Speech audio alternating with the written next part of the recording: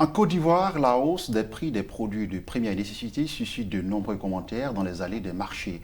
L'huile de cuisine, la viande, le riz, l'essence ou les cubes d'assaisonnement ont connu récemment des hausses allant de 10 à 40%, alors que l'année 2021 avait déjà été marquée par une augmentation généralisée des prix. Flambée des prix en Côte d'Ivoire, quelles sont les causes, les conséquences et les solutions? C'est notre sujet du jour dans Éco-Débat. Et pour en parler, nous recevons sur notre plateau M. Sadia Zouzou, il est spécialiste en intelligence économique. Face à lui, M. Marius Komoé, le président du Conseil national des organisations des consommateurs de Côte d'Ivoire, en abrégé CNOC-CI. Merci monsieur d'avoir répondu à notre invitation. Merci. Bonsoir. Alors, bonsoir, c'est un plaisir. Merci. Monsieur Sadia, je commence déjà par vous. Le carburant passe de 615 francs à 635 francs CFA. Le bidon d'huile passe de 25 000 à 27 000 francs. Il y a encore le cube d'assaisonnement qui coûtait à l'unité 25 francs CFA, qui coûte désormais 3 cubes à 100 francs. Alors, j'ai envie de vous demander comment sommes-nous arrivés là?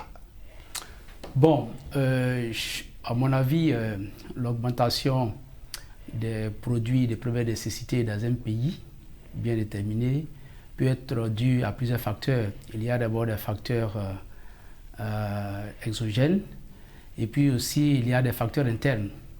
Je pense aussi, en ce qui concerne les facteurs exogènes, sur le plan international, il peut y avoir aussi la variation des coûts des facteurs au niveau du coût de l'énergie. Autre chose aussi à ajouter, c'est la Covid-19. Ce sont les conséquences de la Covid-19 qui ont impacté de façon sérieuse, je veux dire, la production, notamment de certains produits manufacturés. Il faut dire aussi l'une des faiblesses de nos pays africains, et particulièrement dans les pays francophones, c'est de savoir que beaucoup de nos produits que nous utilisons de façon courante ici, les produits de grande consommation sont des produits manufacturés qui sont fabriqués à l'extérieur et qui sont exportés sur le marché africain de façon générale. Alors, en plus de cela aussi, il y a les causes endogènes. Il y a aussi certains facteurs qui sont liés au changement climatique, notamment à ce que nous pouvons constater. Vous savez, la Côte d'Ivoire a décidé, par exemple, à baser son économie sur l'économie des plantations et du fait aussi le fait que le prix des matières premières agricoles, notamment comme le café, le cacao, la noix de cajou, ces prix-là sont parfois incitateurs et donc les plantations de soie de cajou, des produits de rente s'étendent sur des choses, parfois sur des grandes surfaces. Et la plupart des populations, de façon générale, les populations sont beaucoup plus attirées par les produits de rente qui sont beaucoup plus rentables. Et vous pouvez vous en rendre compte dans certains produits, dans certaines régions productrices, par exemple, des produits de rente comme les VA, etc., dans la région des Bétiers, par exemple, vous allez voir que les produits agricoles, parlant des produits agricoles, les prix sont très élevés. En plus de cela, il y a un facteur qui est quand même, qu'on ne voit pas beaucoup actuellement, c'est ce qu'on appelle les mines clandestines, disons l'exportation clandestine du minerai. Le terme utilisé en Côte d'Ivoire ici, c'est l'orpaillage clandestin. Ouais. Et l'orpaillage clandestin est aujourd'hui, en ce qui concerne le cas de la Côte d'Ivoire, et pas seulement le cas de la Côte d'Ivoire, mais les autres pays aux alentours, le Burkina, etc., fait en sorte que pour la plupart des jeunes gens aujourd'hui, les forces vives dans les régions, sont beaucoup attirés par l'orpaillage qui génère, je veux dire, des gains qui sont des gains immédiats. Et donc cela fait qu'il y a quand même le fait que les gens délaissent maintenant l'agriculture familiale, qui est le socle de base de la production des denrées alimentaires. Autre chose, le dernier point, c'est l'urbanisation galopante au niveau des villes africaines. Et on sait très bien qu'en Afrique, de façon générale, l'Afrique est le continent où le taux d'urbanisation est le plus élevé au monde.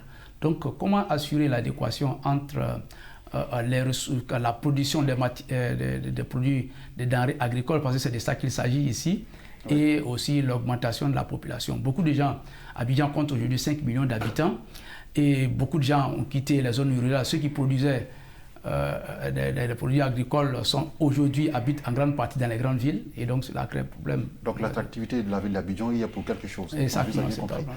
Okay. C'est là aussi il faut ajouter aussi les faux frais, hein. Peut-être qu'on aura l'occasion d'en parler. Alors, M. Marius Komoé, vous êtes le président du Conseil national des organisations des consommateurs de Côte d'Ivoire. Aujourd'hui, les prix sont passés quasiment du simple au double. Comment sommes-nous arrivés là? D'abord, ce n'est pas tous les prix des produits mis sur le marché de la consommation qui ont vu leur...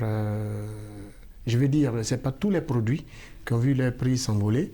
Il y a un certain nombre de produits de grande consommation que vous avez cités à l'entame de cette émission, dont le bouillon culinaire, même les produits découlant donc des brasseries, ont vu aussi leur prix prendre l'ascenseur parce que tout simplement, au niveau mondial, certains entrants, des produits consistants justement à permettre à ces entreprises de pouvoir mettre sur le marché de la consommation leurs produits, ont vu les intrants ont vu leur prix prendre l'ascenseur. C'est le cas du maïs, de l'houblon, c'est le cas du palmier à huile qui sert à fabriquer l'huile de table. C'est également le cas du sucre, dont le prix a pris l'ascenseur sur le marché mondial.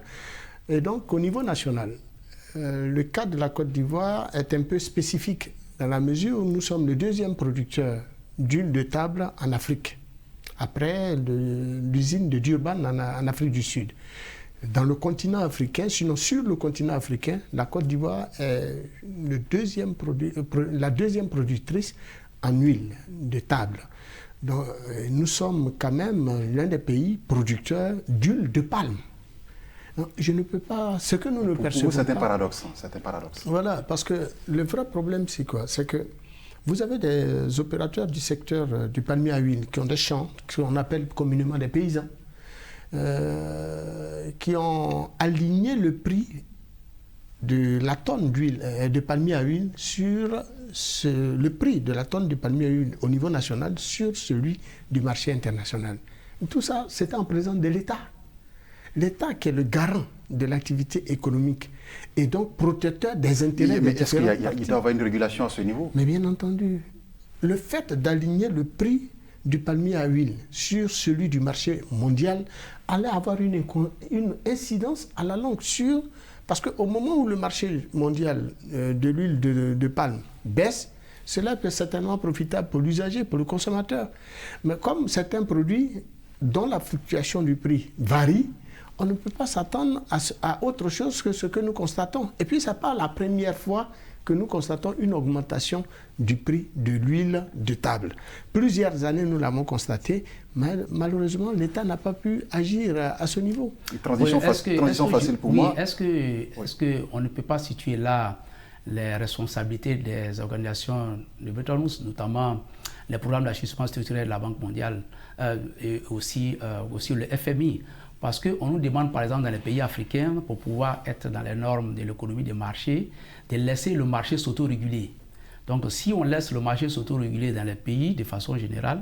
Mais c'est en fonction de la compétitivité de l'économie, de la régulation. Oui, mais bien sûr, c'est-à-dire, de façon générale, avant que ces programmes-là arrivent, je parle peut-être sous le contrôle de M. Koumoué, et je sais que dans les années 80, quand même, où ces programmes n'avaient pas encore pris totalement pied dans les pays africains, de façon générale, l'État avait quand même cette possibilité de pouvoir bloquer des prix à un certain niveau. Mais je pense que sous l'action aussi de certains programmes, du programme d'ajustement structurel, aussi des recommandations sont faites aux pays africains, par exemple, de laisser le marché s'autoréguler, comme cela se passe dans les pays occidentaux. Le mal, c'est que dans nos États, il aurait été agréable d'aller toujours vers cette politique, mais le mal dans nos États, c'est que nous sommes un pays pauvre, très endetté. Qui plus est, nous avons une population qui est à majorité analphabète. Donc quand vous avez une population à majorité analphabète qui n'a rien à voir avec les populations des pays développés qui nous imposent de telles mesures, dont les populations sont très averti en matière de consommation et très organisé en matière de consommation. C'est lié à quoi? L'absence de régulation, proprement dit, c'est ça? Mais non, pas forcément. Le problème, il y a l'inculture de nos populations en matière de consommation. Mais il y a également la course effrénée au gain facile, à l'enrichissement de certains opérateurs qui pensent que le fait de mettre un tel produit sur le marché, dès lors que le produit est affectionné par la population, il faut donc devenir tout de suite et maintenant multimillionnaire, multimilliardaire. Bon, à la matière des textes en Côte d'Ivoire sont clairs. Les textes en matière de commerce sont très clairs. C'est parce que hier, comme il le disait, le système de régulation du secteur du marché revenait exclusivement à l'État. Et donc l'État intervenait régulièrement en tant qu'acteur prépondérant dans la régulation du secteur du marché sur tous les produits et tous les articles mis sur le marché de la consommation. Mais depuis 1991, avec l'avènement du multipartisme en 1990, des nouvelles mesures ont été imposées à nos États, allant dans le sens de laisser le secteur, comme il le disait tantôt, du commerce se réguler de lui-même. Ce qui fait que depuis la loi de 1991 sur le commerce a été libéralisé. Cela veut dire que les prix sont libres. En principe, d'une boutique à une autre, vous ne devrez pas avoir les mêmes prix. D'un marché à un autre, vous ne devrez pas avoir les mêmes prix. C'est en fonction des charges du client, que dis-je, du vendeur, du commerçant, du grossiste, du fabricant, que le prix du produit est fixé au consommateur final. Moi, j'ai envie de vous poser une question, M. Marius Komwe. Est-ce que la flambée des prix est cyclique? Pourquoi on se retrouve à certaines périodes de l'année à ce même problème? Il a dit, c'est lié à un certain nombre de facteurs. Les facteurs climatiques, le changement climatique, ça peut être aussi lié à des problèmes qu'il n'a pas pu certainement soulever, donc il a perdu de vue. Ça peut être aussi lié à l'ânesse fiscale qui peut susciter un certain nombre d'appréhensions. Et l'ânesse fiscale de la Côte d'Ivoire au titre de l'année en cours avait suscité également énormément d'appréhensions, y compris au niveau des organisations de consommateurs. Mais au-delà de ces faits, vous l'avez dit, c'est de façon cyclique que nous avons ces genres de flambée de prix des produits de grande consommation. Le mal, c'est qu'on ne perçoit pas pourquoi, au niveau des produits fabriqués, que dis-je, des articles ou produits qui sortent de nos champs. Quand vous prenez par exemple le secteur du vivrier, ce n'est pas des produits qui sont importés. Alors comment un produit qui sort de nos champs, de nos propres champs, sur notre propre territoire, à ces prix qui fluctuent d'un commerçant à un autre, d'un marché à un autre, aux grandes dames du consommateur? Comment peut-on concevoir qu'un pays comme la Côte d'Ivoire, dont Dame Nature a gratifié le territoire national de bas-fonds? Les bas-fonds, c'est ce qui sert à produire du riz. Nous avons des bas-fonds sur l'ensemble du territoire national. Peut-être qu'il y a une absence de politique dans ce sens, justement. Mais justement. Ouais. Donc, nous ne pouvons pas concevoir que des pays comme les États-Unis d'Amérique, des pays comme l'Inde, la Chine, la Thaïlande, ont leur population qui travaille la terre. Des pays à des années-lumière de développement de la Côte d'Ivoire voient leur pays, leur population travailler la terre pour venir nourrir une population d'un pays pauvre, très endetté, dont Dame Nature a gratifié le territoire, a doté le territoire de bas-fonds, une bonne saison pluviométrique pour pouvoir faire la production de riz. Il n'y a pas de politique nationale de riz. Mieux, vous avez un peu plus loin la politique. Nous avons un ministère de l'Agriculture, quelle est notre politique nationale de riz? Vous avez par exemple un ministère de production animale. Vous entendez bien la dénomination du ministère. Ministère de la production animale et halieutique. Donc nous avons une politique nationale en Côte d'Ivoire de production animale.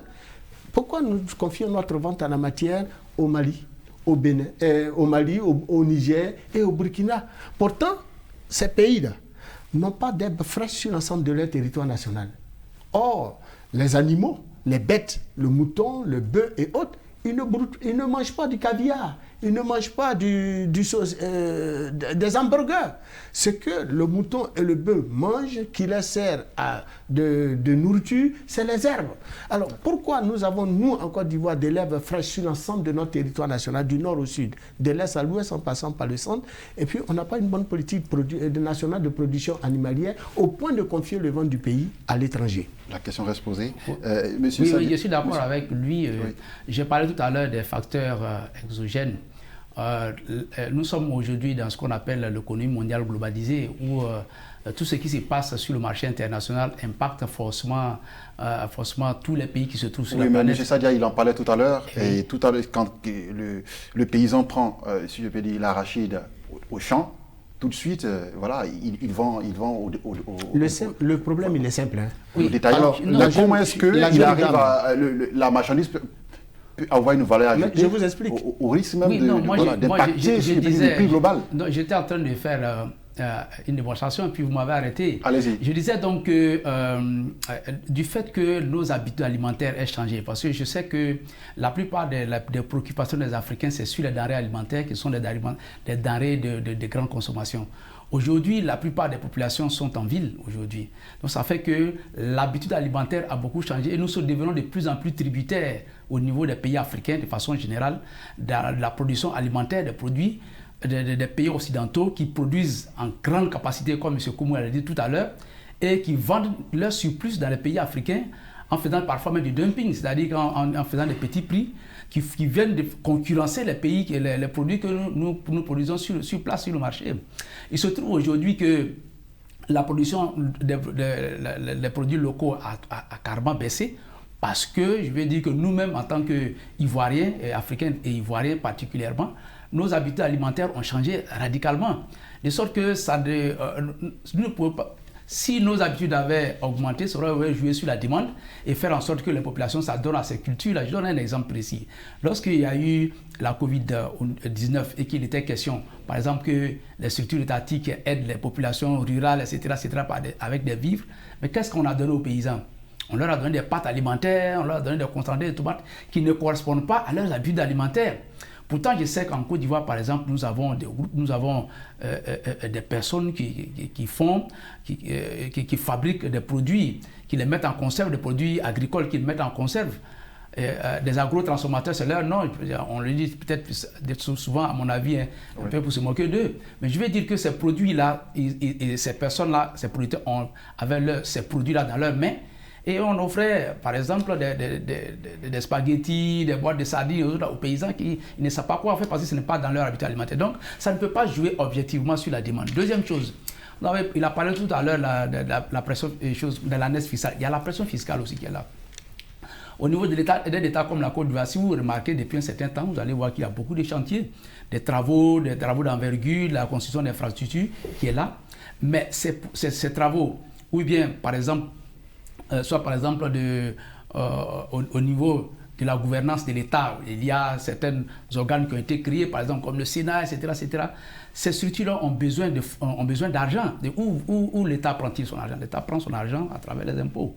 Donc je veux dire que ce sont ces facteurs-là qui peuvent jouer aussi sur la cherté du prix. Le développement dans un pays, les fonds qui servent dans le développement dans un pays viennent de la collecte des impôts sur le terrain.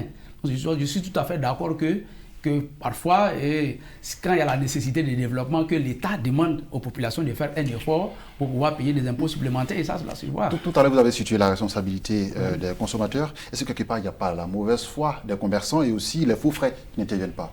Mais la mauvaise foi du commerçant, ça c'est la moindre des choses. C'est pas quelque chose qu'on peut dénier ou qu'on peut ne pas reconnaître. Ce qu'il y a dans nos pays, c'est que nous avons des textes qui régissent le fonctionnement d'un secteur d'activité. Les textes doivent être appliqués dans leurs grandes mesures. Et en matière de commerce, eh bien, la mauvaise foi de certains commerçants, que je qualifie d'ailleurs de commerçants véreux, ne permet pas aux consommateurs de véritablement avoir accès à un produit en fonction de sa situation géographique sur un territoire du pays, sur une zone géographique du pays, en bonne et due forme. Et en la matière, nous n'avons eu de cesse d'interpeller les pouvoirs publics depuis des années. Parce que le commerçant qui est à Ouangolodougou, à Doropo, à Nassian ou même à Touba, comment voulez-vous que les populations qui vont vers ces produits dans sa boutique en fonction des prix qu'il met, dont il use pour mettre à la disposition de sa population les produits, le consommateur puisse dire « moi je ne paye pas ». Mais souvent même c'est la seule boutique du village, de l'hameau. Je souligne que les villes citées sont des villes ivoiriennes. Exactement. Okay. Et donc, il est très difficile pour l'État lui-même, qui n'a pas, à travers ses démembrements, couvert véritablement l'ensemble du territoire national. Prenez la ville d'Abidjan, qui est la plus grande ville du pays et la plus peuplée. Mais vous avez plus d'une 10 000 boutiques à 20 000 boutiques. Alors, comment est-ce que l'État peut réguler avec des directions régionales du commerce et ses agents contrôleurs des prix qui ne sont pas en nombre suffisant? Donc l'opérateur... Et qui manquent parfois de moyens aussi. Exactement, non, ça c'est le minimum. Et donc l'opérateur économique, il est tout puissant. Lorsqu'il va chercher son produit avec le fabricant pour le grossiste, quand le grossiste le met à la disposition le même produit, il met le même produit à la disposition du demi-grossiste ou directement au détaillant, mais croyez-moi, c'est la surenchère. De sorte que le détaillant, lui aussi, il cherche souvent même à gagner plus que les textes lui permettent d'obtenir. Je l'ai toujours dit, en matière de commerce, le fabricant, quelles que soient les raisons des tests qui régissent le monde du commerce aujourd'hui, tels qu'actualisés, le fabricant ne doit pas dépasser une marge bénéficiaire de 6%. Même dans le système de commerce libéralisé. Dans un système de commerce libéralisé, il y a des balises. L'État ne peut pas dire à un fabricant, parce que vous avez fabriqué ou produit tel article, et vous pouvez le mettre au prix que vous voulez aux populations. Ce n'est pas possible. C'est en fonction des charges qui découlent dans la fabrication d'un produit, plus les taxes et impôts fixés par l'État. Bon, en un mot, ses propres charges de fonctionnement, et puis d'autres types de charges de fonctionnement qui pourraient naturellement orienter le commerçant, le fabricant à fixer le prix de son produit. Mais lorsque un fabricant dépasse une marge bénéficiaire de 3%, un grossiste dépasse une marge bénéficiaire de 6%, et un détaillant dépasse une marge bénéficiaire de 12% pour une activité bien régulée et bien circonscrite, dont les pratiques sont circonscrites dans des textes, on ne peut pas se permettre. Parce que le problème en Côte d'Ivoire est que nous vivons et qui fait que la vie est chère et que les Ivoiriens ne voient pas le bout du tunnel, n'arrivent pas à voir le bout du tunnel. C'est bien le manque de... C'est votre question. Votre question, par exemple, vous avez dit que c'était cyclique.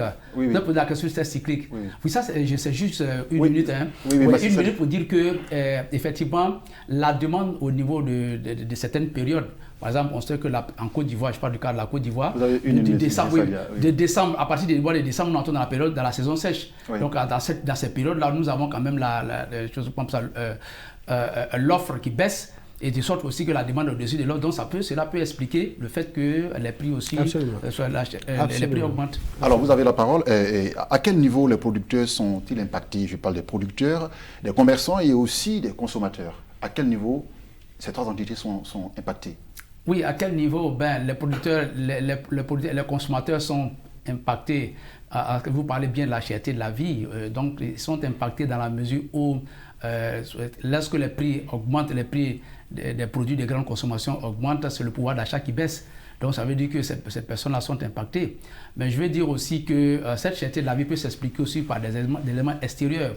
Nous avons eu tout récemment... c'est ça, on va aller très vite. Ok. On va aller tout récemment quand même au niveau des embargos qu'il y a eu contre certains pays à l'issue des coups d'État, des pays frontaliers qui produisent habituellement des biens et des services à des pays. Donc, vous savez que donc il y a eu quand même la pression sur la demande. Dans le cas par exemple de choses qu'on appelle ça de la viande, ou bien de la viande, etc.